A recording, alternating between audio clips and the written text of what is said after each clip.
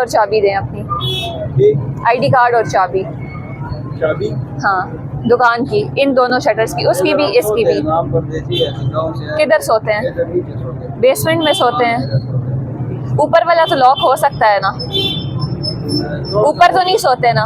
ऊपर भी सोते हैं। एक जगह सो सकते हो ना, या नीचे सो लो या ऊपर सो लो, एक ही मुझे चाबी दे दो।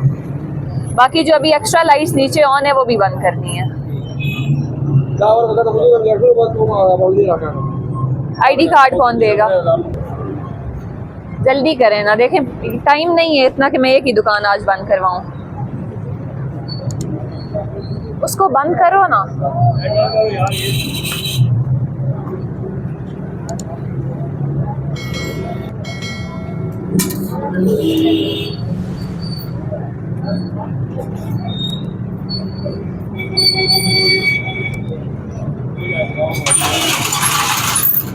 भाई जो चीजें निकालनी है वो निकाल लें, क्योंकि अब ये चाबी हम साथ लेके जाएंगे, ठीक है? कुछ ऑन करना है ऑन कर लें, ये सील है अभी। अंदर सोएगा वो तो नीचे बेसमेंट में सो गए ना। हाँ। तो बेसमेंट का मैं नहीं कह रही, इसको बंद करो। इसमें से कुछ चीजें निकालनी है तो वो निकाल लो। किस तरह का सामान? लोगों का सामान है तो लोग अभी लेने आएंगे, ले ले सुबह हो जाएगी डीसी। बंद करें, ताला लगाएं इसको।